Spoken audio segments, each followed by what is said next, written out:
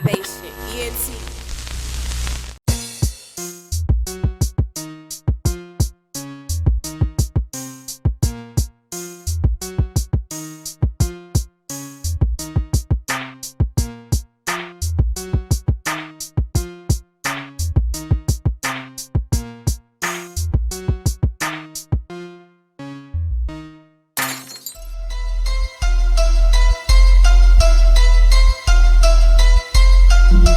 We can't hear you. Check, check, mic check, mic check. Who playing music? You can't believe I'm back on the Check, scene. check. A lot Oh, we older got and it. bigger. All right, we Y'all got know you what now, I mean? Sean. All right. Representing for the Hey, grown man, when you hear my if y'all voice. just not tuning Had in, love man, for the we game, have so I had no choice. man, so the I myth, got on the mic and I went MC for broke. Shi Shi is in the building. What up, Shy? What's good with you, man? Yeah, how y'all doing out there? Hey, man, we doing great, man. We just blessed to be here, man. Glad you could tune in with us tonight, man. I know you got a busy work schedule, man. You be out here DJing. Hey, did they open up all your venues back up yet? Where you Nah, my two spots still closed, man. So Are you you know for what I'm real? saying? Yeah, so Really? I'm patiently waiting, you know what I'm saying? Oh man, I bet. Hey, cause you know I done been out there many a night, man, and you definitely draw a crowd every night. You out there spinning, so I know people looking forward, you know, just to getting back out and Oh partying with you, yeah. man. I miss it, man. You know what I'm saying? I miss it. Like I said, it's been about 3 months now. But like I say, man, I'm holding on, you know, just waiting for that phone call. Yeah, but you know when you get that call, let us know, man, so we can definitely come out and give you that support. You know what I'm Okay. saying? But I'm gonna let my man Apex give a shout out to you, man. All right. Apex, you there? Yeah, right here. Can you hear me? Yeah, I can hear you. Hey, what's up, man? It's good to see you, fam. No doubt, no doubt. I gotta before I ask you a question, I gotta start with something real quick, man. I'm 50 years old, right? Yeah. I'm from the beginning. Okay. And I remember when I bought your first, the Pink Panther. Yeah, Rap Will Never Die. Right, Rap Will Never Die, and then I think it was Shi D is back with the Sanford and Son. Yep. All right, I used to play those two records. I used to DJ in high school. Okay. And the girls, they loved your voice. The high pitch, they loved it. Was different. When nobody wanted that, right? Yeah. And you had lyrical skills, you had content. You were saying something. Then you came out with I Gotta Be Tough. Yeah. And it went from my age, you see, I think I was a senior that time, around that time. And because I graduated 87. Okay. And I used to play for my dad. My pops was in the military. I was stationed overseas in Germany. Okay. I used to play for his squadron parties. When I used to play that, all the adults, because of the sample that you used from Earth, Earth, Wind, and Fire. That's right. It just opened everybody up, dog. I swear.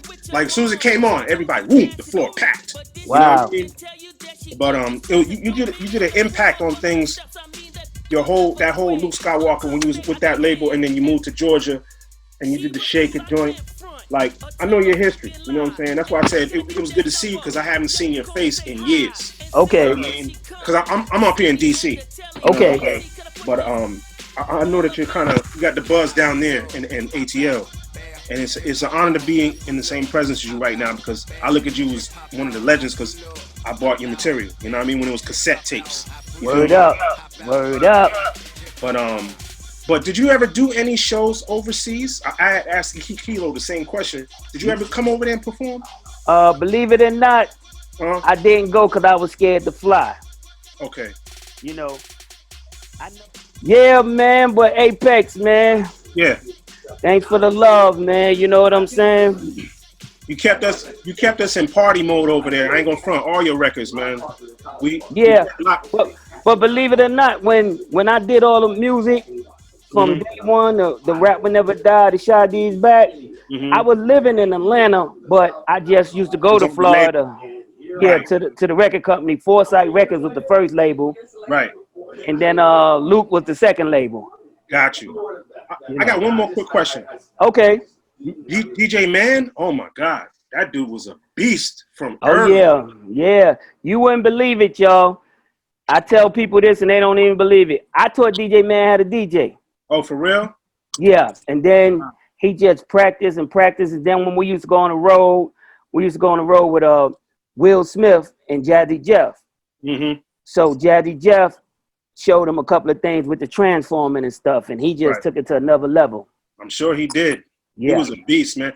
And that's another thing. When he did, like back then, you know, we didn't have too much options for the sampling because they came out with the little 2-second, 8-second samples. Yeah. When he did that with the Earth, Wind & Fire, he did that by hand, didn't he? Yo, can I tell you another question? I mean, can I tell you another story? It's so funny, y'all. Believe it or not, when Gotta Be Tough was made, DJ Man was nowhere to be found because he started messing with the substance abuse. Oh, snap. So yours truly was the DJ on Gotta Be Tough. Oh, really?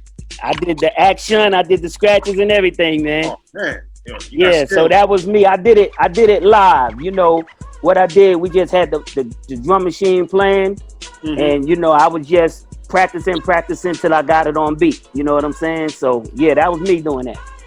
Skills. Oh, hey, speaking of that song, Shadi, what was your motivation for that song? Like, believe it or not, Grandmaster Flash had a record called Girls Love the Way He Spin. Do y'all remember that? Yes. Do y'all remember, like, when he started cutting that record towards the end of the song, but he had it going real slow? I said, yo, I'm going to take this record and I'm going to hook it up. I'm going to make it at a fast joint. That was my inspiration behind that song when I heard Grandmaster Flash on that record cutting it on Girls Love the Way He Spin. What was the drum machine you used on that? 808. 808? I thought so. Yeah, 808.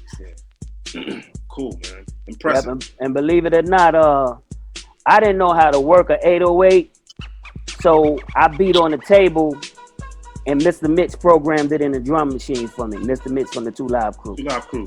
He was a beast too. He did everything. Oh, he did all the groups except me. He did every group over there except me. Right. He did LaJuan Love too? Yeah. See, what happened, let me tell you a funny story. I didn't mean to cut you off. I had got away from Luke after the Gotta Be Tough album because the money was funny. So they went out and found LaJuan Love to replace me. They was trying to find somebody with a high voice. So they went and got LaJuan Love. He reminded me of you when he came out. That's what everybody said. Everybody used to come running up to me in the street. Yo, man, I heard your new record. I was like, what? And I was like, that ain't me. That's somebody else. You know what I'm saying? Did he bite your style, man? Just say what it is, man. Did he bite you, man? Well, I wouldn't say he was so young. It was Luke and Mr. Mitch trying to melt him into being a Shi D. You know, they was trying to melt him into being another Shi D. Right. Now, who was your, like, you know, well, right now we'll call that artist development. Like when you was coming up, was there anybody developing you, or you were just doing it straight from the? Nah, I just had that New York in me. Yeah, I just had that New York in me, and me biting Run DMC. I mean, shit, I just took it there. I was like, yo, they in New York, so I'm gonna be the Run DMC down south. And it worked. You know what I mean? It worked for you, know. Man. And it's so funny because everybody right today say, yo, man, you still look like Reverend Run. Right, you do. Or y'all look like, I say y'all look like each other. You know what I mean? Yeah, we'll do it like that. Yeah, he's older than me though. He's a couple of years older than me. Yeah. But I mean, Run DMC, man. I mean, I used to really idol that group, man. Yeah. Yeah. They just had the total package, you know. I got you. That's what's up. Yeah. Shadi, you had anything for Shadi? Yeah, I did actually. How you doing, Shadi? All right, how you doing? What's good? I see we got a good reception. That's great. You know, I can hear you clearly. Okay. Yeah, that's what's up. Thanks for being here. Appreciate your energy and whatnot. You know what I mean? No but doubt. my question for you is, living that lifestyle like with 2 Live Crew, and you know, back then, it had to be a hectic lifestyle, or did you enjoy it when you look back on it, or was you like Kilo Ali? Okay, I didn't really hear the Kilo interview because I was in my own world. I was talking to my dad at the time. Y'all was talking to Kilo.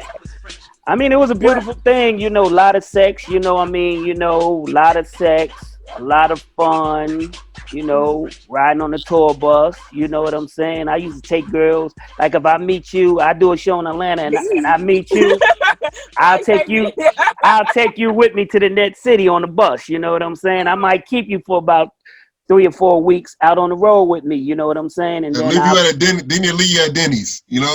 No, I wouldn't do that. I put you on a plane and fly you back. If you were scared to fly, I put you on Greyhound. You know what I'm saying? That's how I used to do it. Right. That's classy. You know? That's classy. Yeah, but it was I had a ball. Like I say, it was so beautiful. Like right to this day, I don't want to leave the Georgia state line because I felt I did everything in my life. You know what I'm saying? Mm-hmm. And getting back to Apex, not trying to. I'm gonna get right back to you, Shy. Yeah, Apex. I was scared to fly, so I would never go overseas. You know what I'm saying? I was scared to fly back then, so I would never. They used to call for shows, Japan, Germany, London. You know, but I was scared to fly, so I wouldn't go. You know, I wouldn't. I'd turn the shows down. Germany was really big on hip hop back then, man. Like, still are to this day. A lot of older artists that used to be out before, they still have big venues in Germany, man. Europe, period. Yeah, my man Scorpio from Grandmaster Flash, him and Melly Mel, they go over there a lot with the Sugar Hill Gang and do shows. Yeah, they stay overseas over there in Germany and stuff. Yeah. Yeah. All right, Shy, I'm back. That's what's up, Shadi. I think you was real generous with the ladies. So you had made a name for yourself. So was you able to just calm that down? Like, are you married now, or what's your current relationship status? I have a lot of kids. I have 5 kids by 5 different women.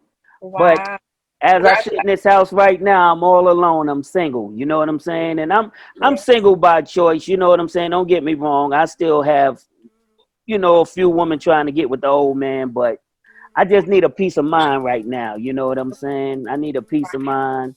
Like I said, and this is my first time ever being single. I've been single now for about 18 months, and it ain't as bad as I thought it was, because somewhere in my heart, I used to feel like I could never be alone. Right.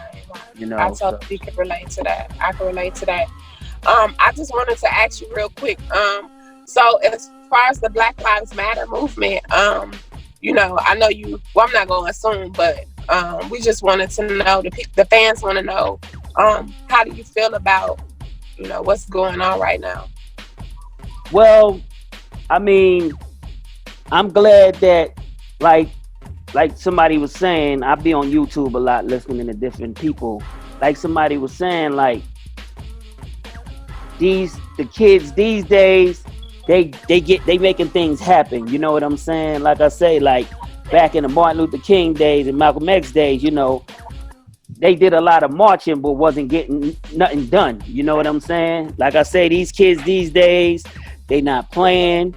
They standing firm on this Black Lives Matter thing, and they getting bills changed and everything. You know what I'm saying? They getting police fired. You know, so that's something that couldn't be done back in the 60s. You know what I'm saying? But right now, they making it happen, and I'm proud of these young kids.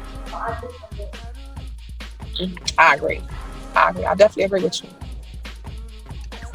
All right, hey, Shawty, I want to introduce you to my brother K Wise up in the room. K Wise, can you hear? Let's see if your audio works. All right, we sound a lot. Yeah, now we got you, brother. Now we got you. All right. What's up? Peace and blessings. What's good, Shawty? Yo, how you doing? I'm maintaining. Look, I got 2 questions for you. One of the questions I was going to ask Kilo, which was a both question for y'all to answer. But the first one I asked you, when did you leave Pelon or Partnership? When did you leave the Bronx? 1978. 1178. Okay. Yeah, I was 11 years old when I left the Bronx. Indeed. So, with all the influence of growing up right there with Kool Herc and all the boys out there, did any of those inspirations outside of Run DMC? Because before Run DMC was Grandmaster Melly Mel and all up there today, especially. Well, you got to understand, I'm from the projects of hip hop, Africa Bambaataa and the Mighty Zulu Nation. Indeed. Like I say, Mr. Biggs lived in Browns River, Pow Wow lived in Browns River, Bambaataa lived in Browns River. MC Glow didn't live in Browns River, but like I say, I was there. Like I say, if you go on YouTube, there's a guy talking from New York that still live in New York from Browns River, and he's letting people know that I'm one of the original B-boys breakdancing before the Rocksteady crew out of New York City. You know what I'm saying? Yeah, like I say, the Rocksteady crew, they came about in the 80s. We was breakdancing in Browns River in the 70s. You know what I'm saying? So, like I say, Bambaataa used to put his speaker in the window. He lived on the first floor, and everybody gathered around his building. And then he used to take his stuff to the back of the center, you know, and play music and stuff. So, like I say, I'm an original hip hop New York City b-boy.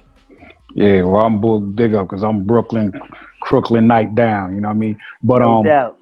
my next question is this: at the apex of your career, and the moment you started seeing the changes between your style versus what started to come in, how was that transitioning to you? I mean, were you feeling like you was left out, or like you just, you know, you welcoming in a new era and people were still gravitating to you? What was going on through that transitory period in your time?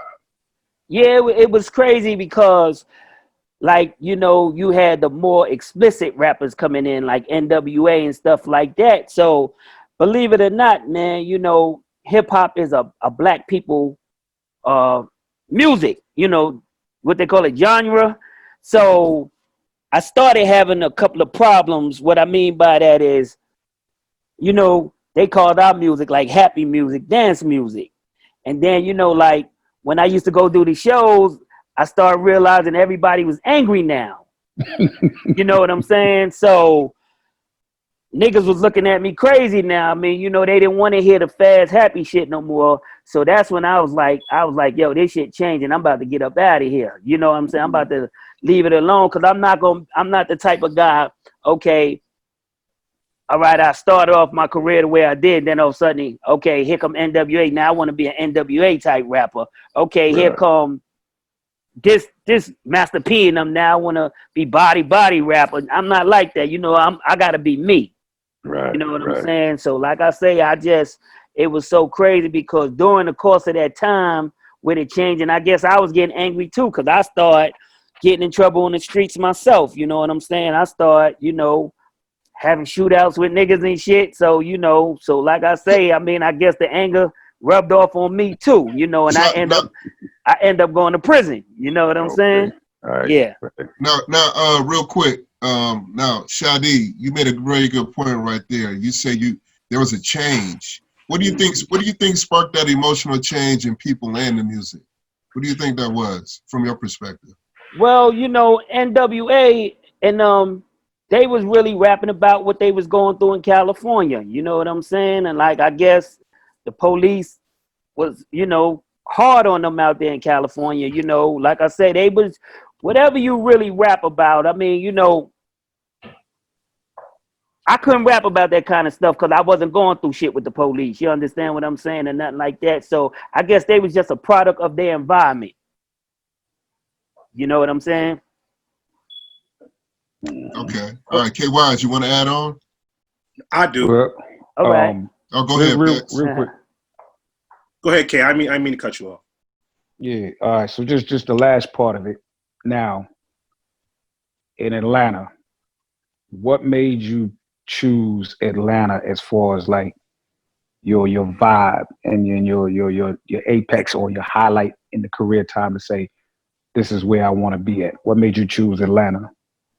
Well, mom and dad moved me down here as a young guy. You know what I'm saying? Like I say, so I went to high school here. I went to 1 year elementary, then I went to high school here. So, like I said, I was here, you know, but I couldn't get a record deal in Atlanta. Just so happened, Foresight Records had a lady that came up here with a group, and she liked it. I was like the opening act for them, and she stepped to me and was like, yo, you be rocking. What's the name of your song? I told her, yeah, I ain't got no record. I'm an opening act. You know what I'm saying? So she was like, yo, my boyfriend got a record label. Let me go down here and talk to him and see, can I get you a record deal? And she went down there and hollered at him. And she called me up a week later, and me and DJ Man was on the Greyhound going down to Fort Lauderdale. All right, that's peace. Yeah. But I always been ATL. I always, you know what I'm saying? It's so crazy because people start thinking I was from Florida and shit because I had gold teeth and all that, you know. Yo, you know you messed up. You said something and I'm still floating off of it. All right. I'm an original B-boy myself. Okay. And so is my brother. Me and my brother. My brother's an entertainer out in Cali. He's a comedian. Okay. And we grew up straight B-boy, like that's right. Pumas, the Adidas, all of that, man. The cardboard, the linoleum, all of that. But you said something because I idolize Rocksteady. Okay. Like Crazy Legs, the whole crew, Ken Swift, all of them. So you mean to tell me that you was before them? So that means you're an original member of the Rockwell Association crew? I don't know who the Rockwell Association crew is.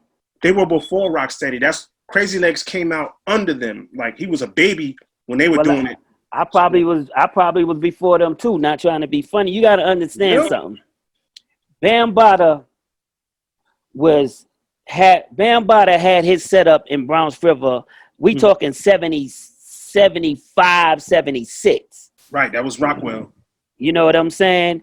And that was the year I was out. I was breakdancing, no joke. I was breakdancing maybe at about 7 years old in the projects. Got you. You know, so trust me, I'm one of the first when I say first B-boys, I'm one of the first B-boys out of Browns River. It was me and another guy in Browns River named Beaver.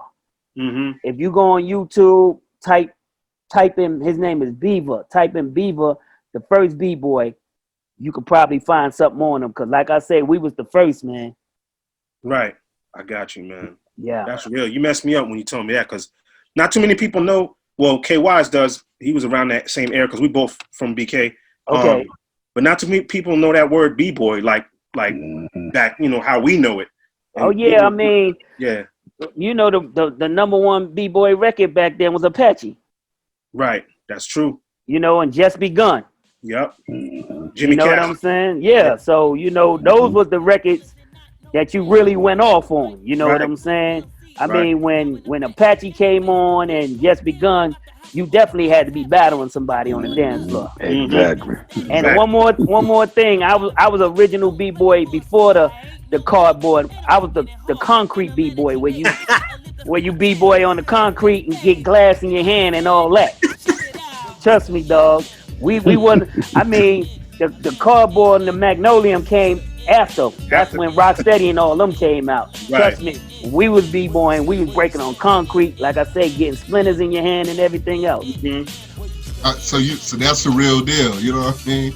Yeah, that's the real deal. Now you transition. Now, all right. So you started out as a b-boy dancing. Now, did that lead into the rap, to the DJing, and then the rapping? How did the transition work for you? Well, like I say, I was a b-boy. Yeah. But then, let me see how it went. My brother was the DJ, so I was the b-boy. So we got in high school. That's how we tried to form a little rap group. Okay. But I wanted to be the DJ. You know what I'm saying? But it was another guy and his brother. They was from Philly. They was in the crew also. He was a better DJ than me. Right. So he told me, man, your voice is different. So once you be in the rap group, you know what I'm saying? Okay. He said, I'll teach you more how to DJ, but I want you to be part of the rapper. So it went from breakdancing to DJing, then rapping. I got you. You know what I'm saying? Yeah, because see, well, Shi Shi, she know, because she been out, she's seen you in action, but just so, you know, Pex, just so you and KYs understand, Shadi is one of the biggest DJs in Atlanta right now. Yeah, he's been there for years, you know what I'm saying? And you know, I just want to thank you, Shi, because I know you always play our records. Oh yeah, no doubt. You always play our records. Yeah, and see the thing is, it's funny how we talk about B-boys. Now I'm gonna go to DJs. Right. I used to autogram at the Flash, so I'm an original scratch DJ. But this time in age, you can't do that like that no more. You know what I'm saying? Because the young kids don't know about scratching. You know what I'm saying? And then the older folks don't want to hear no scratching. So it done turned me into a blend DJ now. You know what I'm saying? So, Gotcha. You know. Yeah. I mean, but that's what started. But it was the blending first, and then the scratching came, from what I understand. Well, Bambaataa and them used to blend, but Grandmaster Flash, the first time I seen him, he was Zuga, he was cutting up good time. So, but he didn't do that until, like I said, when he was talking about blending, because when Cool Herc, yeah. When all his records was blending, plus because he had the Jamaican sound, so he was doing a lot of blending and all that stuff. And then I do remember Flash and him. Flash loved the good time song always. Yeah, he was a Chic fan like nothing. That's right. When he was hearing it, then as he was DJing, he would start thinking about, yo, I can do this, and all of a sudden, now you got the Adventures of Grandmaster Flash on the Wheels of Steel. He was killing it. Word up. Know what I'm saying? Hey, yo, I heard a funny story of one of the old school rappers. I don't know, was it Raheem from the Furious 5? It was somebody. They was talking about Kool Herc. They said Kool Herc didn't know how to blend. They said what he used to do was he played music at a party and you out there rocking, and then the next thing you know, he done threw your beat because he done threw in another song that don't even go with the first one. They said he was and that it was Raheem, because he said that's what made Grandmaster Flash so dope, because they used to, him and Grandmaster Flash used to go check out Kool Herc, and Kool Herc used to be like fucking the crowd up, say they dancing, rocking, and then he throwing some whack shit. So Grandmaster Flash went back and was like, damn, man, they used to be talking about him, how whack he was for his transition into the next song. So that's what made Grandmaster Flash be as good as he was, because they said Kool Herc wasn't bringing people. I mean, he was throwing people off with the way he was bringing the songs in. Well, you see, the main reason about that, because when he was doing what he was doing again, coming back from the Jamaican roots when they were playing the music, they did a lot of talking over the music and then rewind. So a lot of the stuff was skipping, and then he throw on something else, and it would be off track, and it'd be like, yo, what the hell you just do? But he would talk back over it, da da da da. So everybody was like, God damn, and then like you said, when Flash and them, cop back and come back on the other side, blasting it out of the projects and everything. Now you got, oh shit. And it's funny because I don't know, they got that Netflix joint called Get Down. Which I saw a couple of episodes of it. Yeah. And that was kind of like Flash's storytelling line about these other kids that started off, and he was showing them how to create the next scratching phase, how you earn the DJ respect and everything. But it was cool. It was a good little joint. It brings back a lot of memories in hip hop. But hold on. Keep in mind, he brought, Flash did bring the scratching to the forefront. Yeah. But it was Grand Wizard Theodore that actually did it first. And it was on accident how he discovered it. He was moving the record back and forth when his mother was talking to him. Then he realized that it was like making that scratching. So, and then he created it, and Grandmaster Flash perfected it. So, I don't think so. Because I don't think so. Grand Wizard Theodore brother used to hang out with Grandmaster Flash. So Theodore used to watch Flash do his thing. Trust me. Okay. And he used to watch Flash do the cutting and scratching, and he just perfected it, to his style. Trust me, dog. Because his brother used to hang out with Grandmaster Flash. I believe you, but the history that I've studied and researched, somebody need to change that and tell them what you just said. I need to get Scorpio on the phone real quick. I remember you did that one night too. We was at the radio station. You got Scorpio on the phone. I forgot what it was about, but you hit him on the phone too. Yeah, let me try to. I mean, y'all got a little time. Yeah, we got time. I believe you, Shy. Now I'm just gonna ask him real quick. I don't believe it. I don't believe it. Call him. I'm gonna say, yo, was Flash before Theodore? Let me call Scorp real quick. Call him real quick. This is what I'm talking about. Pex, we gotta go to court. Pex, we're about to go to court. Shy, you look so energetic. Not with this legend. We go to hip hop court. He gonna prove his point. Hold on, let's get it. No, he don't gotta prove nothing with me. I believe anything he said. He was there. He was there. Yeah. Shy, get off that. Yo, Scorp, what up, man? Hey, yo, y'all can hear Scorp on the phone? Yo, what up, Scorp? Yeah, peace. What up, Scorp? He can't hear y'all. Hey, yo, Scorp, I'm doing a Zoom interview real quick, right? Right. Let me ask you a question. Was Grandmaster Flash before Grand Wizard Theodore? Of course. Grandmaster Fourth Grand was the theater. That's what I was trying to tell them. So that we had a little debate about that. So I told them, let me call you up real quick. Nah, man, yeah, Grand was a theater was a kid, you know what I mean? And Flash used to be down. Him and Mean Gene. Mean Gene, that was his brother, right? Was out the house. Yeah, Mean Gene. That's how Theodore learned how to cut. Flash taught him how to cut. He was a kid. Yeah, well, man, I appreciate it, brother, man. How you been doing? 100%. I was all love, man. You know what I mean? It's ready to get back out here to then, man. You know, anytime you want to call and ask one of the historical questions, you ain't got to argue with nobody, man. Hold on, let's give him one more question. Tell him we got one more question for him. Hey, Scorp, they said they got one more question. K-Wise, I know you got something. What you got for him, K? Yo, just if he can hear me, it ain't no question. Hear you. Tell him it ain't no question. It ain't. You just tell me what it is. Okay, he said just tell you what the question is. Yeah, no, it ain't no question. All I got is mad love and respect for you, my brother, and the whole posse that started it. I mean, if it wasn't for y'all to bring out hip hop like it truly was, it wouldn't be where it is today. So he said, I'm hey, all Scorp, about Brooklyn and love, man. He got love for y'all, man, because y'all the creators of the, that started it. You know what I'm saying? He said he from Brooklyn, man, and he got nothing but love.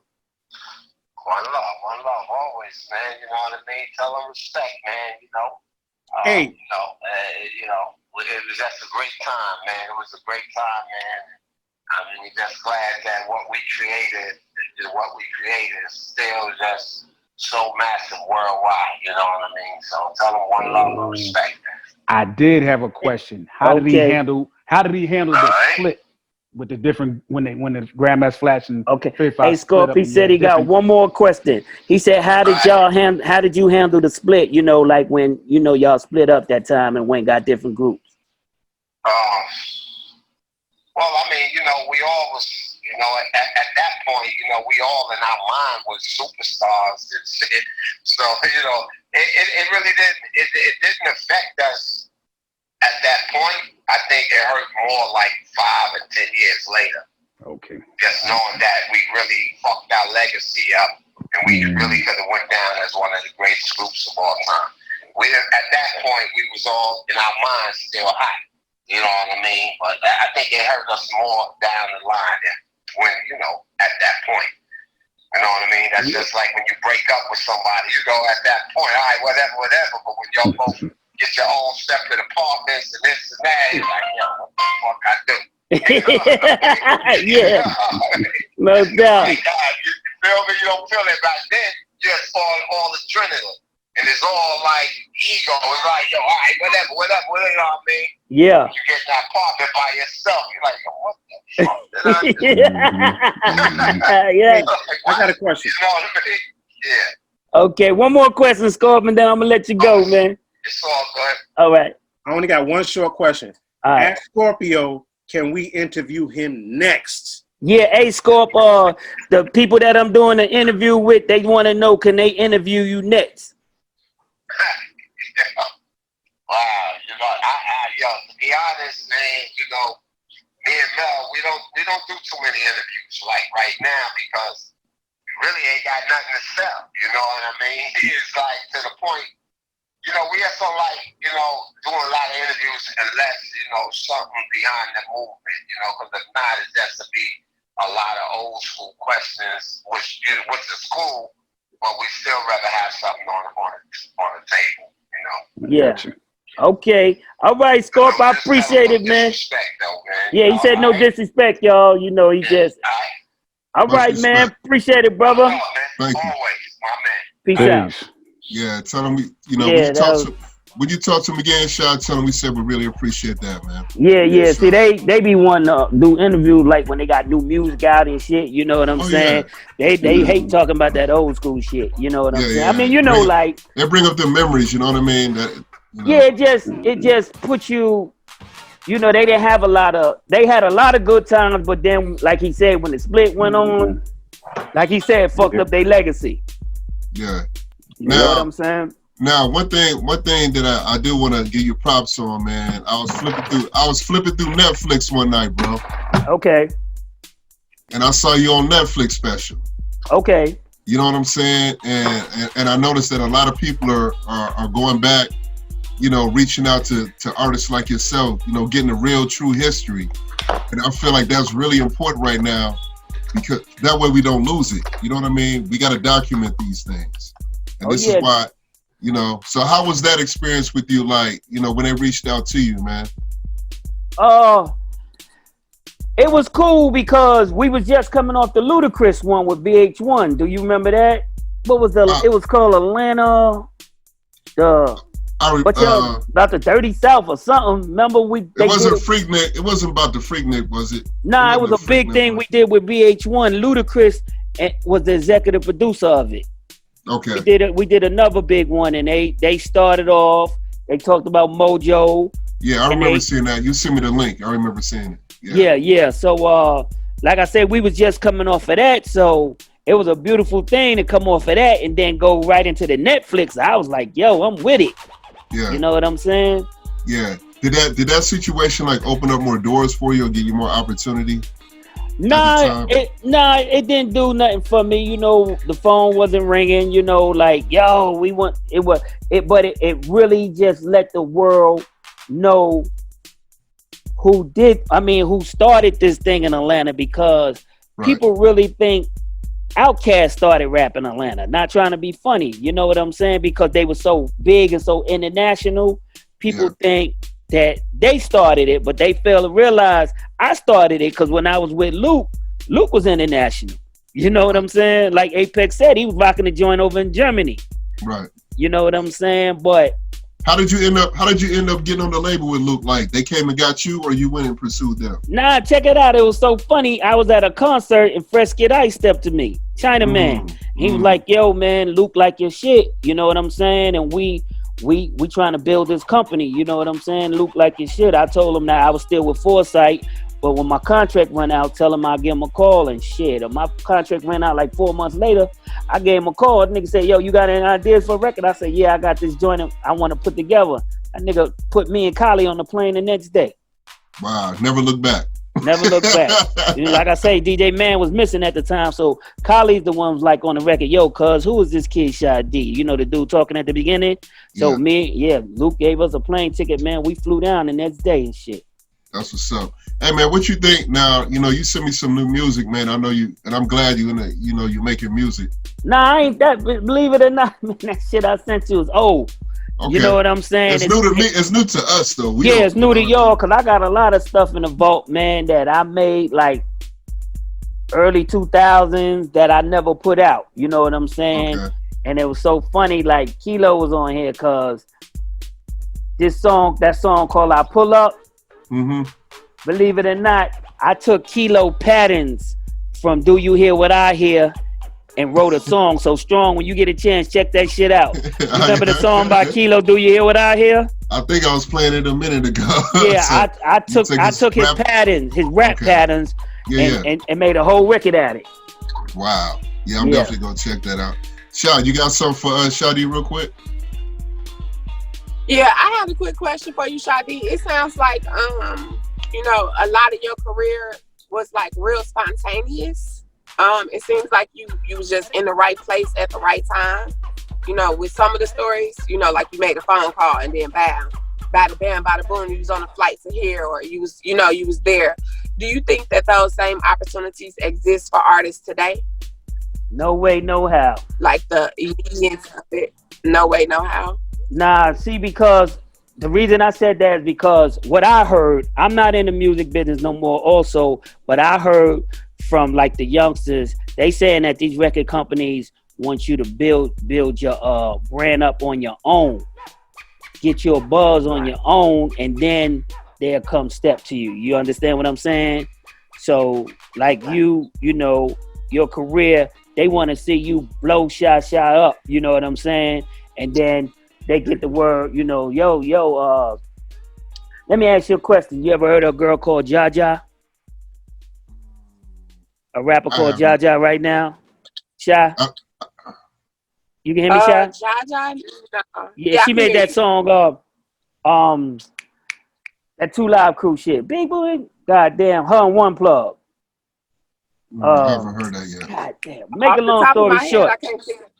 Her name is Jaja. She on this label called Break 'em Off Records. Break 'em Off Records was the label that put out Bone Crusher. Make a long story short, they put out Bone Crusher, never put another artist out until last year. Then they came with this girl. They got in the streets. They hustled. Now they got deals galore on the table for distribution for majors. You know what I mean? So they blew her up in the streets. And now the majors is stepping to them. So to make a long story short, like I say, the majors want you to build your brand up before they holler at you. Right. Yeah. It sounds like it's role reversal right now. You know, it's like you know the independent artist has to do all the work themselves. That's right. And with that being said, I mean, it just seemed to me like if you do all the work, you should get all the reward for that. And I don't think. Do you feel like do artists need that major push or major label behind them? Because I see a lot of people just, you know, I don't know if they're making a lot of money on the internet, but their presence. This time and age, you really don't, because there's a rapper out of New York. He got in a little trouble recently, but he blew himself up, man, and this nigga was making millions. Y'all ever heard of Troy Ave? Yeah. Mm-hmm. Yeah, Troy Ave. He blew himself up. And, you know, he was making millions till, you know, he got in trouble with the shooting and the killing recently. You know what I'm saying? But, yeah, so he's a prime example of you really not needing a major. You know what I'm saying? Because he did all this shit through internet and social media. And this nigga was selling records like he was on a Warner Brothers or something. You know what I'm saying? So, yeah, you really don't. But the grind is so hard that a lot of people don't want to do that grind. You know what I'm saying? Because, you know, like I say, I mean, you coming out your own pocket, man. Do you know how financially, if you ain't got no money, you ain't going to make it. You know what I'm saying? So the whole thing is really money. But if you got money, it's best to do it yourself. Yeah. You want to add on, Apex? You got something? Yeah. Going back to the Luke Records era when you was down there, and so I guess you and Man being on that label, did that make y'all officially part of the Ghetto Style DJs, or y'all just did y'all own thing in your own lane? Yeah, we did our own thing in our own lane. See, the Ghetto Style DJs was the guys like Luke, personal DJs. They was DJs like, say we go do a concert somewhere, Luke will bring them along to like entertain the crowd before the groups come out. You know what I'm saying? So the Ghetto Style DJs was their own little package. Right, I got you, man. Yeah, I know you was wilding out when you was down there, weren't you? Oh yeah, it was a beautiful thing, man. I mean, I thank God, you know what I'm saying, that I don't have AIDS because I had a lot of unprotected sex. Mm-hmm. You know, I know I got some more kids out there somewhere. I would love to know, you know what I'm saying? I know I got some kids somewhere across the United States, you know what I'm saying? And I would love for girls to, you know, get in touch with me. Yo, I got a baby by you. Let's take this DNA. If it's right, you know what I'm saying? Hey, you know, that's my child. You know what I'm saying? Right. So, I mean, it was a beautiful thing, man. I wouldn't change it for the world. Yo, can I got a question? Yo. What would you say right now to going through what you went through as far as record deals and everything? What would you say to new artists or groundbreaking artists who's trying to get in but still is having a hard time? What would be the best advice? Would you say know more about the business? Because a lot of times in the old school, we got ripped off because we didn't know the contracts and the ins and outs of what goes on with the legalities. So would you stress that more for the young youth that's coming up to really get into the legalities of it more so than trying to chase that dollar? Yeah, definitely, because I mean, if you're not up on the business side of it, you know, unlike you making $10 million, you're gonna make $10,000 if you ain't up on your business. You know what I'm saying? So they definitely need to know that part of it first. But the thing with these young guys now, they're getting so much money. They get so much money I would tell them to save that money, because the little bit of money we was making back in the days, we thought we was rich. And so as quick as we was making it, we was spending it. You know, it was one point I had 5 cars, 2 motorcycles, and a big wheel. You know what I'm saying? Just blowing money fast. So that be my main thing. And one more last thing I would really tell these kids is, if you get into the business and start making money, you gotta pay them taxes. Because the IRS will come back and take every fucking thing you got. And if you don't got nothing, you go into prison. Look at little Kim, Ja Rule, Fat Joe, Lauryn Hill, you know what I'm saying? They went to prison for tax invasion because they, you know what I'm saying, didn't pay their taxes. It seemed like, you know, coming into business, man. Yeah, thank you, Shi, for that. It seemed like coming into business, there should be some kind of protection for these artists, because a lot of people don't know how to handle that kind of money.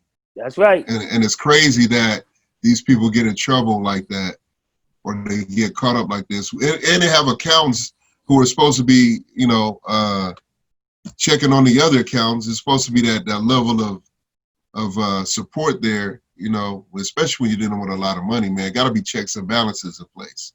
Yeah, you know definitely, I mean? man, because, you know, I mean, and as you can see, like you say, you know, you get with the accountant. Yeah. They know you don't know nothing about it, so they gonna clip you for 150,000 right off the top. You know what I'm saying? Yeah. And then, you know, so it's crazy, man. It's a dirty game, man. Yeah, we all got horror stories, man, when it comes to the music and the money. You know what I'm saying? Yeah. Now, did you get into this trying to make money, or you was doing it for the love of it? Like, I was doing it for the love, man. You know what I'm saying? I was just a New York City B-boy. Breakdance B-boy, yeah. I was just a New York City B-boy, man, that just brought my art from New York down here. Yeah. And introduced it to the South. That's what's up, man. You now, know. we're going to let you get up out of here, Shi, but just a couple more things, man. Being that, you know, it's a lot of tension in the air, man. We got a lot of different things that's distracting us, you know, and changing our lives as we speak. What do you think what, in your opinion, man, what's going on right now in the world? Well, I mean, I really can't say, man. I don't know what's going on. I mean, especially with this virus, the way it just hit like that. And they just shut the whole world down.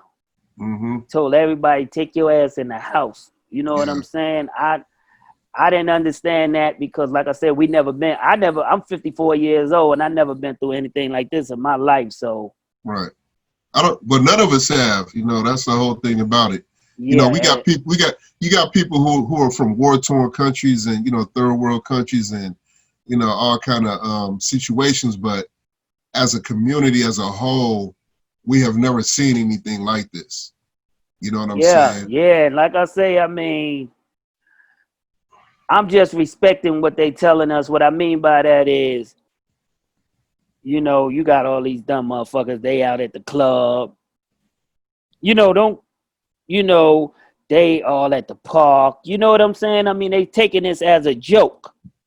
But you know what I'm saying? I can't take this as a joke, because as soon as it hit, one of my mom's youngest brother died from this shit. You know what I'm saying? In New York. And I got a bunch of cousins in New York that got sick from it, because, you know, it hit New York hard. Yeah. So I had like about 4 or 5 cousins that was in the hospital for weeks. Yeah. They pulled through, you know what I'm saying? Yeah. So, like I say, I'm just sitting back waiting patiently like everybody else, man, to see where we go from here. I think that's the best thing to do, is just to be safe and you know, be conscious, be cautious, you know what I mean? And just, you know, be thankful, man, that we woke up today, you know, that we could even have these kind of conversations. That's right. About these things, you know what I'm saying? Is there anything else, man, you want to share with the people before we get up out of here? Oh, no, I just appreciate, you know, I like Q&As, what they call it, Q&As. I like Q&As, you know what I'm saying? Because you can always look at Shi Shi and say, damn, that's Shi Shi. But you don't know shit about Shi Shi until you ask. Right. You know what I'm saying? Like, exactly. Okay, Shi Shi, what kind of hairdos do you like? I see you got your hair braided. What's your, you know? So that's why I like people to ask me questions, you know what I'm saying? Because That's the one thing about an entertainer. If you don't know nothing about them, you're gonna start making up shit. But I tell you what, I'm glad you brought that up, man. Okay. Tell us one more thing, man, that we don't know about you that you would like people to know. Well, I just thank God that I went through what I went through in my life as an entertainer. And here it is 30 years plus years later, I still got my sanity. I ain't smoking crack. I ain't no alcoholic. You know what I'm saying? I don't have a substance abuse problem. And I still got my sanity. You know what I'm saying? See, because in this business right here, man, so many people get so high up on themselves, man.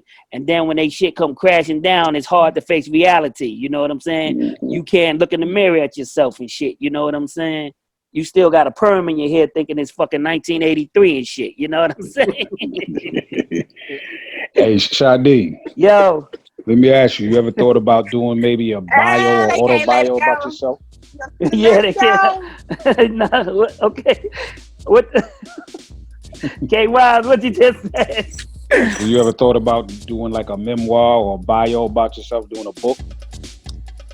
Nah, I ain't gonna lie, you know, cause that's another thing motherfuckers do when they fall off. They want to write a book, you know what I'm saying? Or they want to go run into the church. Well, I mean, when I say about your book though, because because you got history that, you know, while you living and you put it on paper, it's your truth, you know what I mean? And some people can look back and say, you know what, well, let me gravitate to that book and see how it was, how you explaining things were in your era, especially with the Atlanta, you know, kickoff, you know what I'm saying? And you being that legendary, a lot of people would like, you know, as time goes on, they'd be like, man, I don't know nobody. Yo, listen, this is Atlanta history right here.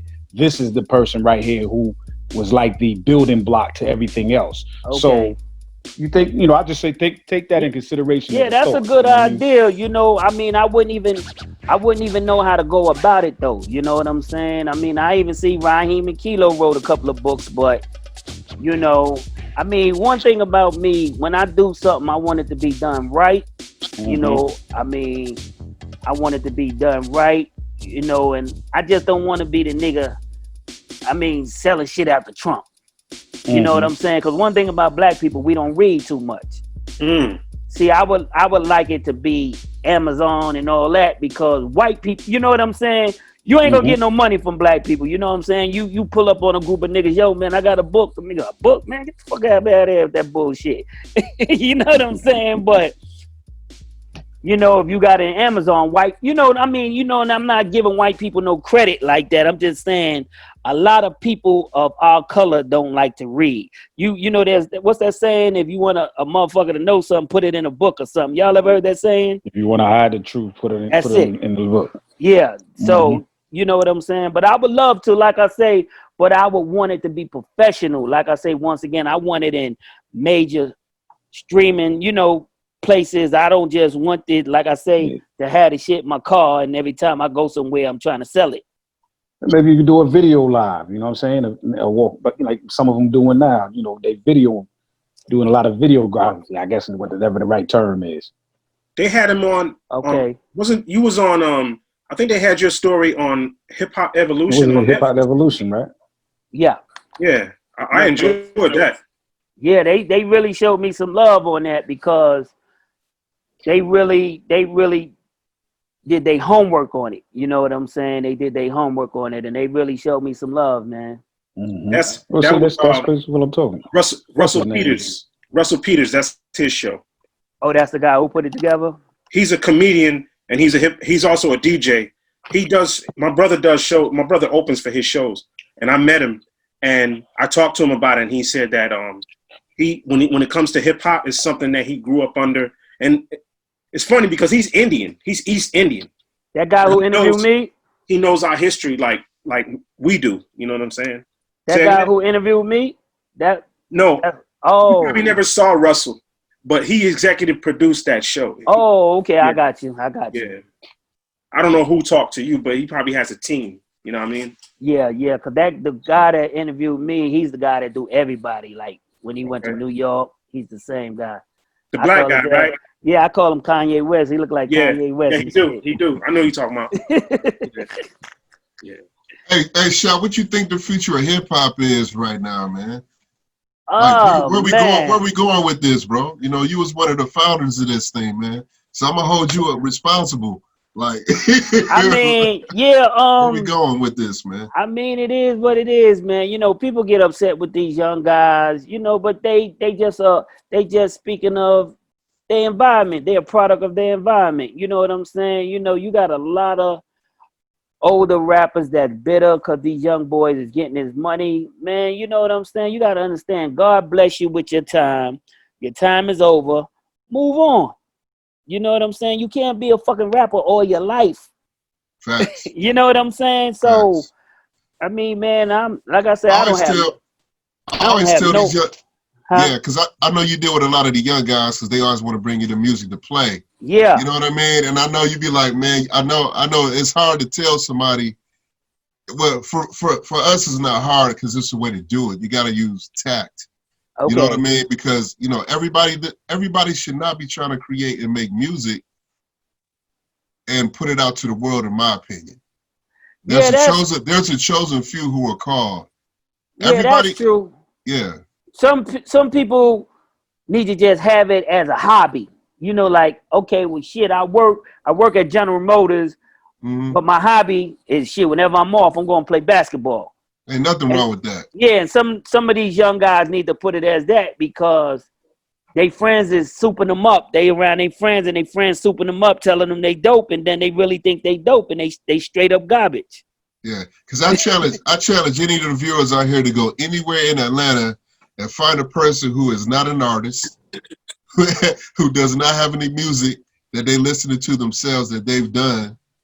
It is very difficult because, you know, I feel like this is the land of artists and producers and, you know, everybody's doing everything. Somebody doing, I'm telling you, can't meet nobody at the fucking gas station or nothing, man. And believe it or not, no disrespect to Shi Shi, it is a lot of female rappers now. You know this? It's a lot of them. How many female rappers it is? You know, they got, and it's dope. Don't get me wrong, but it wasn't like that back in the days. You know what I'm saying? You know, you had a few female rappers. You know, man, it's a billion of them now. All these young girls is rapping. Right, but you know, you don't have the Queen Latifahs and the Salt and Peppers and those artists. You know, those, to me, those were iconic artists. You know what I'm saying? Just like yourself, they were iconic and they were groundbreaking in what they did. You know what I mean? Now it's like, all right, everybody's looking the same, sounding the same. It's kind of hard to distinguish who is who. Yeah, well, that girl, the last one that really made it to me is that girl Megan Thee Stallion. She made it. Yeah. You know what I'm saying? She made it. Yeah. And the guy, I don't know, you know, I be up on this little hip hop history shit. Okay. The label that put her out, you know, they had a little beef with each other recently. I don't know if y'all was up on that. Make a long story short, the owner, the president of that label, he's so mad at Megan Thee Stallion because they granted her to put some new music out. A judge granted her that he done went out and found a Megan Thee Stallion, what you say, like replacement. He got a clone. Yeah, and they on the same fucking label. Her name is Erica. Damn, Shi Shi, you ain't up on what I'm talking about. Her name is Erica something. They was just. No, I never heard of her. Yeah, the guy that put Megan Thee Stallion out, he went and got another girl to replace Megan Thee Stallion, and everybody on Instagram and Twitter dogging her ass out. Yeah, that's Jay Prince. That's Jay not Prince. Nah, not Jay Prince. Nah, his name is Carl something. Nah, his name is Carl something. He was a baseball player. I forgot his name. That's who it was. Yeah. But Shy, yo, you gotta understand one thing. It's not about, okay, you know my age. It's not about being bitter or nothing like that because they making money. I'm with anybody that makes the bag, but I gotta look at you for an example.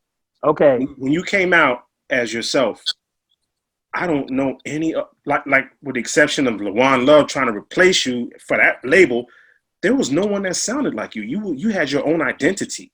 Your lyrical skill was ridiculous. Rapping that fast, saying things that you were saying, that's what's lacking a lot in the game that I hear now is the skill level. Like you said, like they got their homies souping them up and they garbage. That's the problem I have, an issue I have with some of that, your talent level. Yeah, but see the thing, what I'm talking about when I say bitter, I'm talking about old school rappers. I ain't talking about like you was a consumer. You wasn't, Right. you know, Right. you was a hip hop head. Right. I'm talking about the rappers, like, you know, I might be, I ain't gonna say no names, I don't want to put nobody out there. I might be around certain old school rappers and shit. I'd be like, yo, man, I asked the same question. What you think about the, fuck them niggas is whack. You know what I'm saying? They just go straight into They don't give them a hating chance. shit. Yeah, They don't give them. yeah. And you got to remember, we was young once. You know what I mean? Yeah, you know, that's what I'm saying. I ain't talking about like the consumers. I'm talking about the old school rappers because they bitter. They want that money that these young brothers is getting. You know, like, I don't know if y'all heard Swiss Beats. He was talking about, him and LL was talking about trying to put a $1 million thing for the old school rappers like Melly Mel and them. Are y'all up on that? Swiss like Beats. a union or something like that, or a pension. A pension. They could get, Swiss Beats was talking to LL and they was discussing about giving a pension to like Bambaataa and Grandmaster Flash and them, and I thought that was dope. You know what I'm saying? Yeah. You know, but like I say, I mean, I understand, but you know, everything has its time. You know what I'm saying? I mean, like, I had my time. My time is over. Scorpio had his time. His time is over. You know what I'm saying? Let these little, what's that shit, Jay-Z, you say, can I live? Let these young motherfuckers live, man. Stop being so damn bitter. Yeah. You know?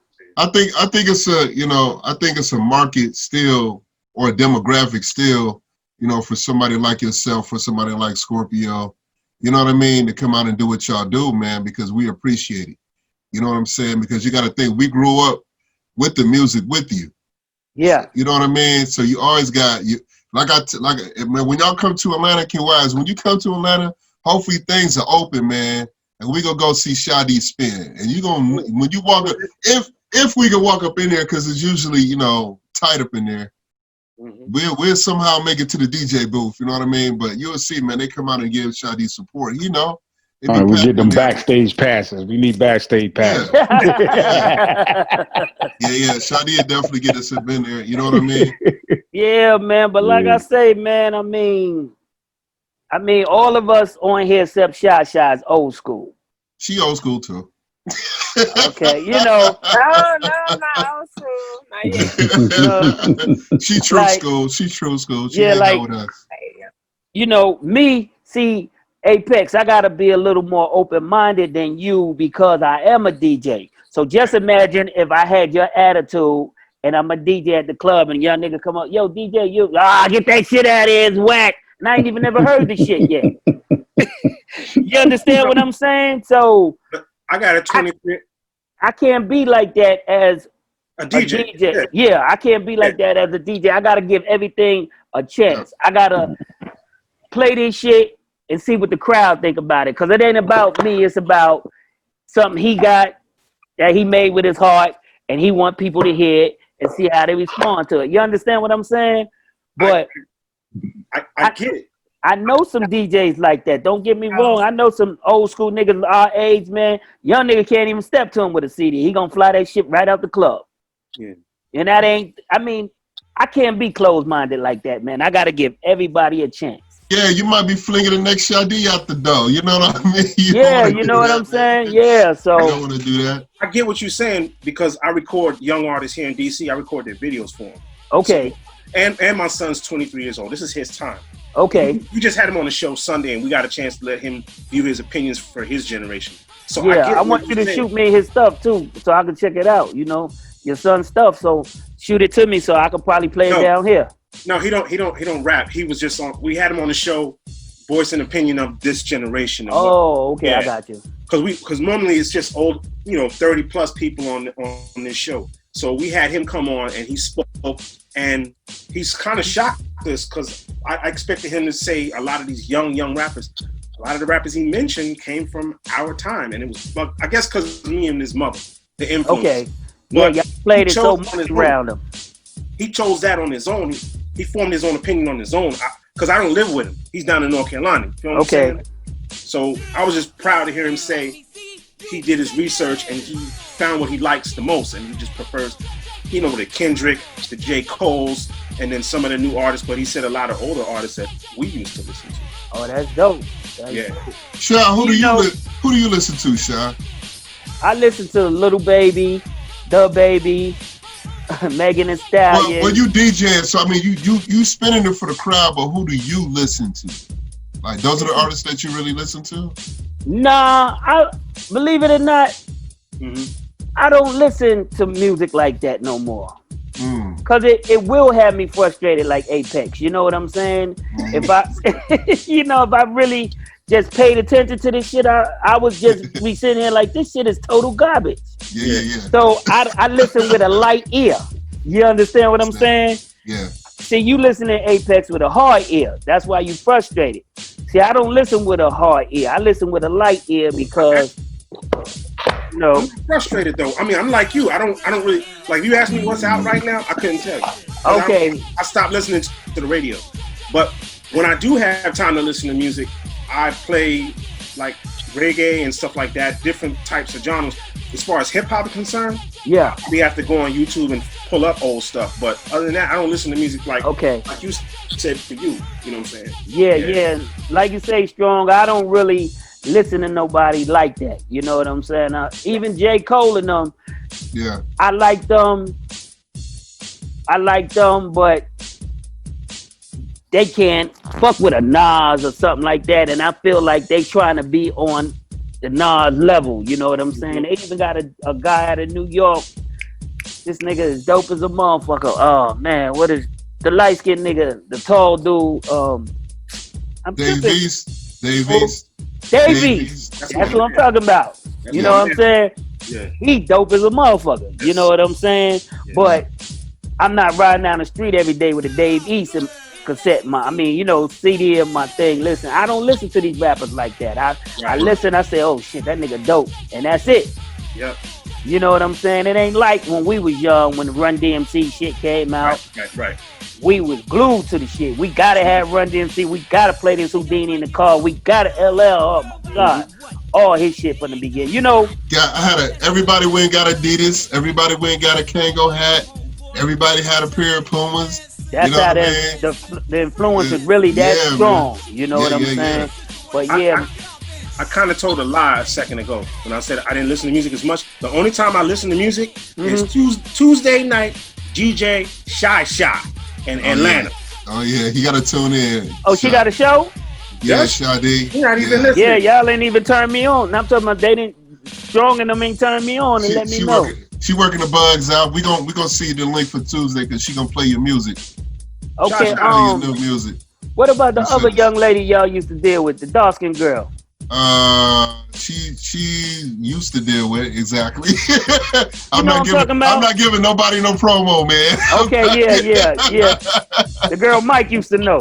Yeah, we're not giving no promo. Okay. So yeah.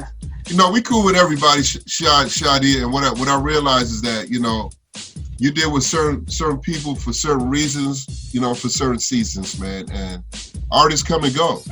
You know they really do. Artists come and go, and the ones that stick around are the ones who, you know, we gravitate towards and we get that total support to. Okay, so y'all running y'all radio station from the 3 a.m. studios? No, she's on Intermix Radio right now.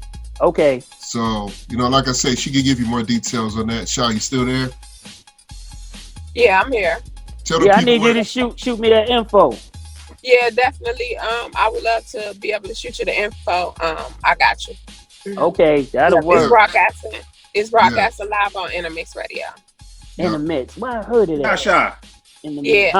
I just gave you a big plug. That's why he's asking for you. And I gave you a big plug and you wasn't listening. She was listening. No, she listening.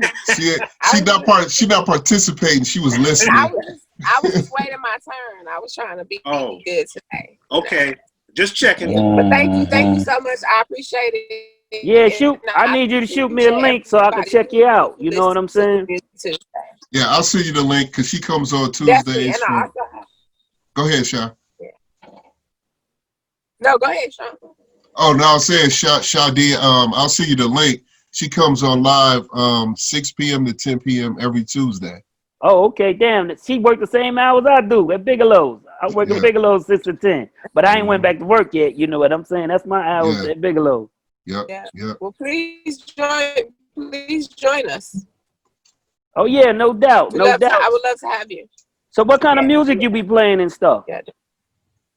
Well, we play new music from breaking artists. So okay, I mean, pretty much like hip hop, R&B, reggae, a mixture. You know? Yeah, like how do people submit their music to you? Well, if you DM me on Instagram, but not you. Yeah. But you know, in general, follow me on Instagram, and then I send them the email or the information.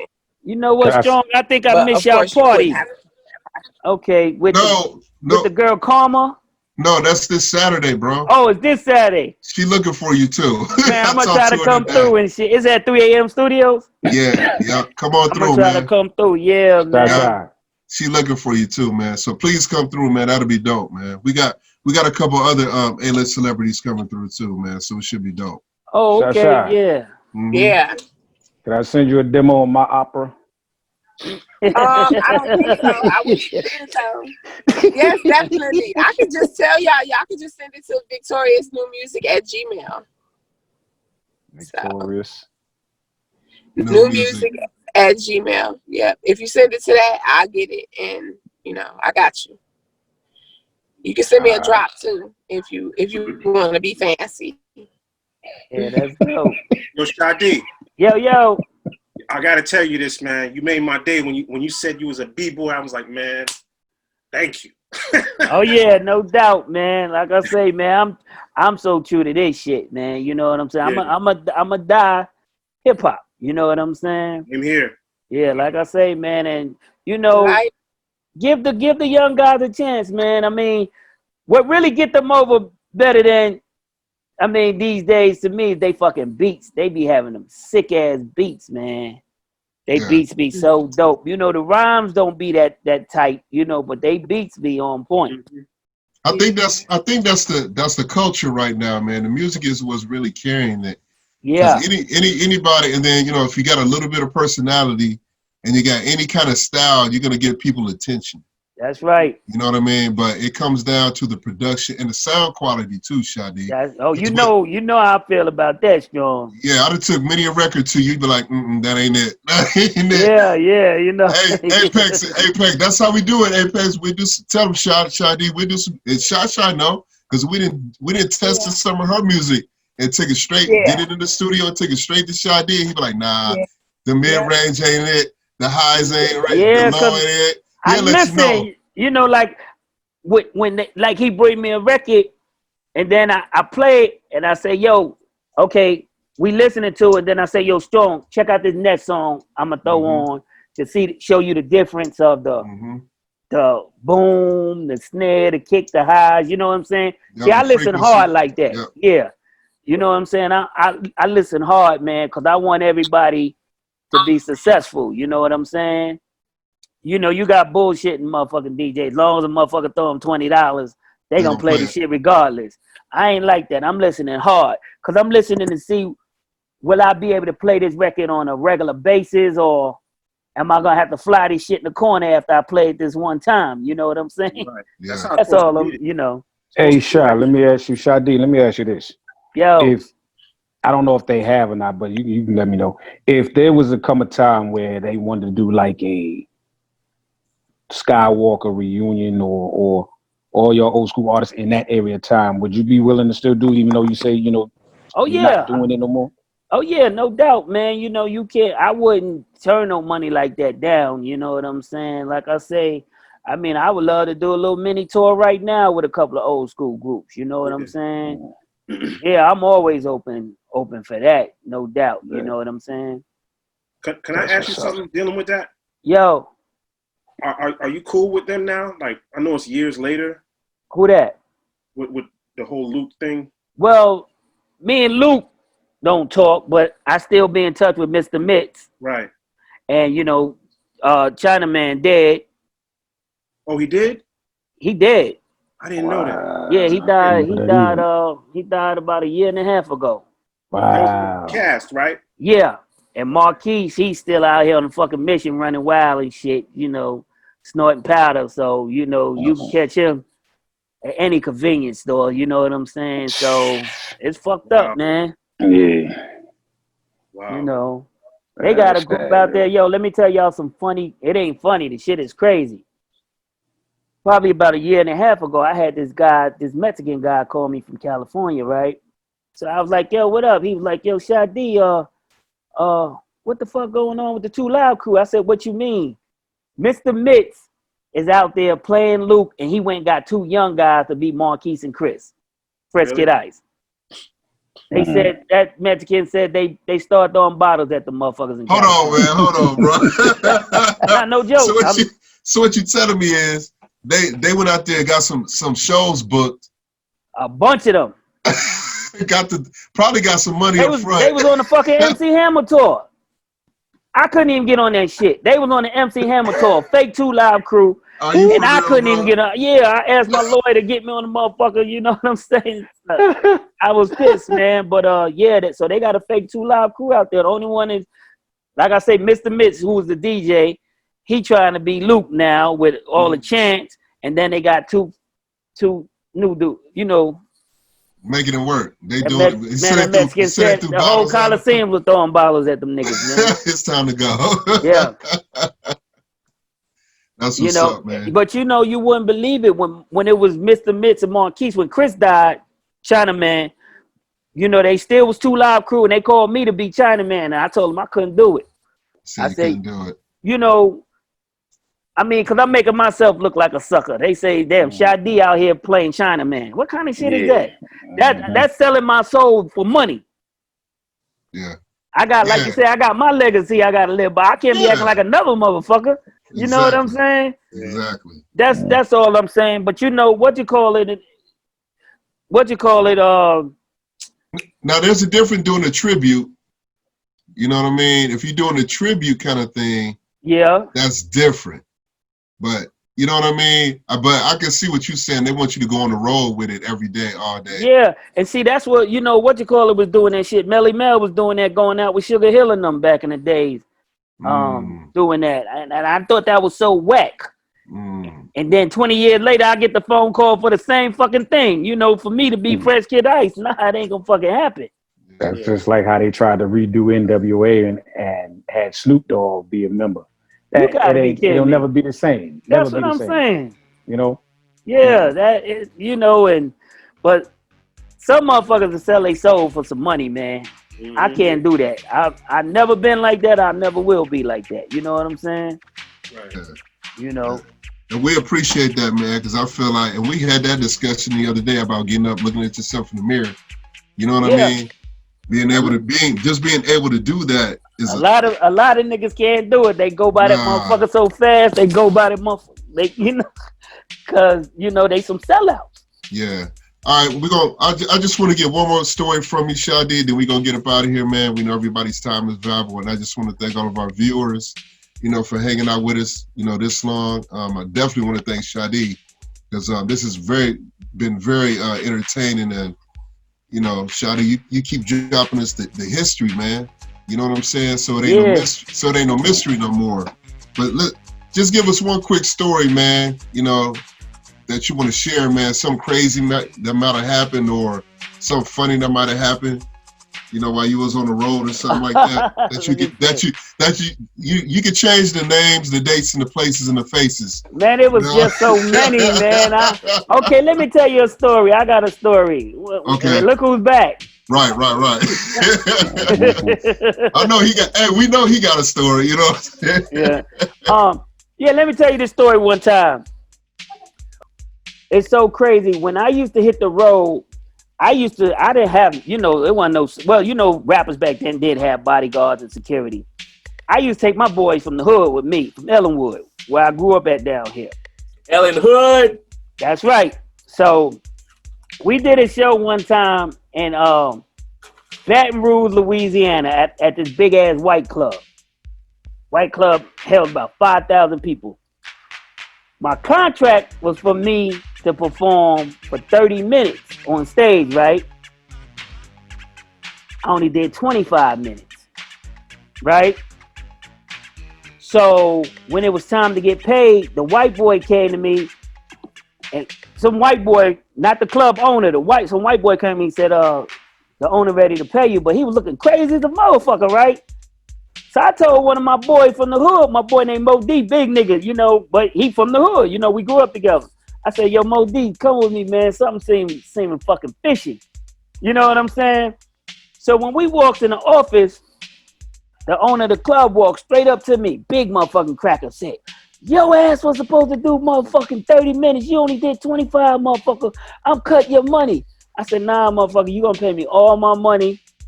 I'm gonna beat your motherfucking ass up in here, cracker. You know what I'm saying? He tried to turn away like he was gonna walk and try to swing. That's I saw the punch coming so slow, the shit was like in slow motion, so I ducked.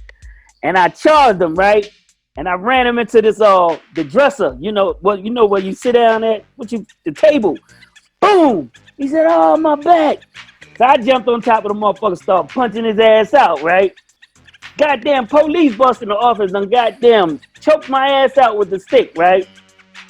And they threw me back, and the police like, you move, I'm gonna bust your motherfucking head open, right? So the man that I fucked up, the club owner, he was still on the floor hollering about his back. I said, that motherfucker better get my goddamn money and let me get the fuck up out of here. Shit, he went and got my goddamn money, rest of my money, my balance. And he said, you get your black ass, your black motherfucking niggas with you, and y'all get y'all black ass out my club. Oh, man. And we had, the thing was crazy. We flew in from New Orleans, so the ride from New Orleans to Baton Rouge was about 2 hours. Yeah. This white boy goddamn took about 4 or 5 of us in a Toyota Corolla, man, back to New Orleans.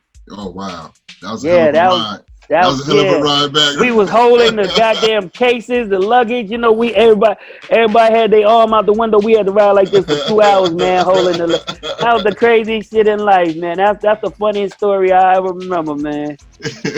I bet you never go back there again. Like, I ain't going back. Nah, because it for 5 minutes, all that turned out fucked up because of 5 minutes. Because I would have went back on stage and just did a damn wet t-shirt contest or some shit. You know what I'm saying? Yeah. Just something to make up for the 5 minutes. But bad attitude. Yeah, he chose to put his fucking finger in my face. I said, get your motherfucking finger out of my face, cracker, and go get my money. You know? Oh, that was the funniest shit in life. Yeah, and I was young, man. I was about 23 years old, man. That's so funny. Funny. LA, you've been kind of quiet on this, man. I'm gonna let you, give MC Shadi one more thing, man, and then we're gonna get up out of here.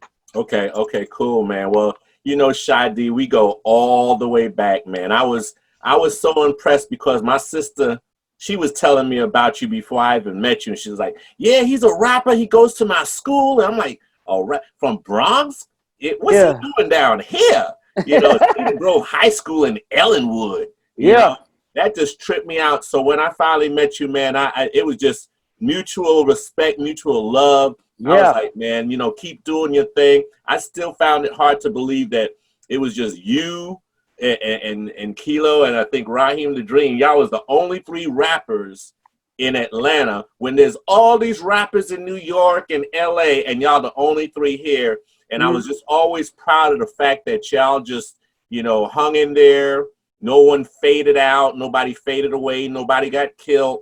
And y'all kept at it. And each one of y'all distinctly had, specific hits to be proud of, man. So more than a question, it's more of a comment that I'm just proud to know the guys that the godfathers. And, every time I mention this, I say y'all the godfathers of hip hop. We used to do a radio show, man. We had so much fun. You know what I'll never forget is that Prince show we did after Prince passed away, and we played Prince music all that night. Yeah. Talked about Prince. I still got that, man. I listen to it every now and then, man. We had a lot of great times, and I want to see some more great times come up out of it, brother. Oh yeah, definitely, man. I used to like that little radio show we did on Sunday. That was the bomb, man. You remember, man. I reached out to all my celebrities. Remember, I got Mr. Biggs from the Soul Sonic Force. Yep. I got MC Shan. You remember? I got all of them on there. Everybody. Yeah, like I say, man, it's definitely a beautiful thing just to, know people like you, cause shit, you was heavyweight out there in the music business. But he got the Wall of Fame. You know what I'm saying? The pictures to tell you, cause you can walk up to people and say, "Hey man, I knew such and such." They can be like, "Get the fuck out of here." Hey, yeah, you know, yo, come to the studio. You got the pictures at the 3 a.m. studio? Let me show you something. You know, one of my best ones, my old boss from Sony, because he originally started off doing Atlanta Epic radio promotion here, and then he got promoted to vice president in New York. And of course, I've known him while, you know, we both worked for CBS Sony for 10 years. So we've had pictures we've taken together. Matter of fact, there's a picture with Chris Jasper of Isley Jasper Isley. Yeah, the light-skinned dude, right? Yeah, he was in the picture with, my boss was in the picture with us, you know, with me, Chris Jasper, and he was in it. But then there was another picture with me and my boss and this other guy that was doing the jazz promotion out of California. And the most amazing thing was he came over to the studio when we was in the back over there behind K&G, and he stood right in front of that picture, and I took a picture of him in front of a picture we took 30 years ago. Wow. I really treasure that picture, man. It's like, wow, both of us right there. And that was then, this is now, you know. And he gave me a bass guitar for Christmas a couple of years ago. Oh, yeah. Which I still have to learn how to play. And you know what's crazy, just speaking of back in the day, like me and your sister went to school together. It was another girl, check this out, Strong. A girl, remember when Grandmaster Flash and them first came out, we was in high school. Okay. So it was a girl from New York. She was like, yo, Pete, you know, because she knew me for the music and breakdance and stuff in school. She was like, yo, one of my uncle is one of the Grandmasters. I said, get the fuck out of here. One of Grandmaster Flash, guess who it was? It was Scorpio. Oh, really? Scorpio was her uncle. But let me tell y'all something real funny now. Man. Scorpio mom sister is married to my dad brother. So all y'all family at the end of the day, like everybody. Family. Yep, my dad brother is married to Scorpio aunt. Oh wow. Scorpio mom sister. Right. So that make y'all cut? What that make y'all? We like some cousins or some shit now. Y'all, you know? second cousins removed. Second, what is it? Yeah, something like that, you know. That's wild, man. That's what's up, bro. Yeah, you know, so that's crazy. So I bet your family reunions, if y'all did it, would be off the chain, y'all. yeah, you know, Scorp still think it's 1981 and shit, you know, so. That's funny. I see Scorp over there. What's up, Scorp? Him and Melly Mel think it's still 1981. Them motherfuckers like, fuck, I don't give a fuck who you are. Nigga, I'm Melly Mel and I'm Scorpio, niggas. Right. Them niggas egos is still goddamn way up there, boy. Hey man, I feel like they got the right to have that ego, man. You know what I mean? They had some big records, man. Yeah, I feel like they got that. They got, you do too, you know what I'm saying? But you a humble dude, you know what I'm saying? Yeah, I always been humble. And see, because of Bambaataa and Grandmaster Flash and them, let me tell you, man, they used to be treating motherfuckers so bad, man, for real. I just told myself if I ever become famous, I would never treat my fans like that. It's because of them motherfuckers that made me so humble, for real, man. Because I was a fan of Grandmaster Flash, and I went to the Fox one day and seen them perform back in the 80s, the early 80s. They might have came to the Fox about 80. And shit, I walked up to Scorpio trying to get an autograph. That nigga was looking at me like I was fucking crazy. Oh, wow. Yeah, but I never told him that story. You know what I'm saying? That's funny, man. Yeah, I remember Melly Mel got pissed off when KRS One and them they did the battle and he tore his ass up. That was so funny. Real? His ego was shrunk. Yeah, man. So yeah, I saw Melly Mel in New York. He was battling somebody, and the dude beat him. I don't know who that rapper was. And he beat Melly Mel. Melly Mel was trying to fight the nigga and shit. Oh wow! Yeah, man. You said you want a freestyle battle, but I'm gonna win this fight, though, right? Yeah, because the dude was rapping. I could still see the shit like it was yesterday. The dude was rapping first, and Melly Mel was on the ground doing push-ups all while this nigga was rapping. This nigga might have rapped, man, for real for about 5 minutes straight, and Melly Mel was on the ground doing push-ups for 5 minutes straight. I'll never forget that shit till I die, man. Are you for real? I can only imagine that. Yo, oh man. It got so hectic at the spot when Melly Mel tried to. I forgot who that dude was. Then all of a sudden, brother Marquis from 2 Live Crew and Big Daddy Kane, goddamn, they swinging at each other. So I had to go get Bambaataa, cause them niggas was gonna jump up, you know, cause we was from Florida, you know. I mean, you know, we was from the South. I had to go get Bam, and Bam had to step to Big Daddy Kane people and tell them, hey man, it's my cousin and them, you know. Oh wow. Yeah, it got that ugly, man. Them New York niggas was gonna get our ass, boy. And man, I went and got Bam, and Bam was there. I said, cuz, we got a problem. You know, these motherfuckers trying to jump us. Problem. Yeah, man. That's what's up. Anybody got any closing remarks real quick before we get up out of here? I enjoyed this, man. This is history right here, bro. For real. Oh yeah. Enjoyed this. And keep in mind, I wish Rob was, huh? Keep in mind, man, I'm not bitter, man. I'm still with this young generation. My son's part of it, so I gotta have his back. You know what I mean? Oh yeah, definitely. You know what I'm saying? My son was trying to be a rapper till he killed the nigga and shit. Oh no. Now he in prison with a life sentence. Yeah, no joke, man. Yep, he been in prison 8 years, man. Wow. He was trying to be a rapper too. Wow. Well, I just want to say, man, I truly enjoyed this moment. It will never be forgotten. It's like lunged in the heart, bro. Shout, yo, peace and blessings to you, man. I'm glad you're still amongst the living to tell your story, and we have recorded it. And this is what I'm talking about, man. This is true hip hop in the essence, from the beginning to the present. As that you see it, you live through it, you know what's up with it, you know the game, and yo, just keep on doing what you're doing, my brother. And when I do get down in Atlanta, I'm definitely gonna stop in and swing by. Oh yeah, no doubt. No. Hey, Shaw, we gonna get up out of here, man. I want to thank you again, man. Many blessings to you and the family, bro. It's all good, man. She ain't no family. I'm at this motherfucker by myself. You know what I'm saying? You know what I'm saying? You got your cat. Your cat up in there holding it down. Me and Lil Dip right there. That's my buddy there. But we definitely gonna have you back on, man. You know. Oh yeah, we do this again. Yeah, for sure, man. But many blessings, man, and we gonna talk to you soon, bro. Take care. All right, y'all. Salute. Peace and love. All right. I'm a gangster motherfucker, and that's the way the game goes. Never dealing with your pussy niggas or your lame hoes. Always catch me doing shows, staying on the grind, man. I see your haters watching, I'm a blind when I shine, man. I guess that's why I stay on that Hercules and keep the shades on, so the cats can't really see me. And yeah, they might wanna beat me, but you know I'm top notch and quick to bust a high 16 bars off top. An idiot, a moron, a real stupid fella. You know a dumb. You's a stupid nigga and she's a stupid bitch. Acting like you're hard, but you can't fuck with this. Cause you's an idiot, a moron, a real stupid fella. You know a dumb. You's a stupid nigga and she's a stupid bitch. Acting like you're tough, but you can't fuck with this. Hey.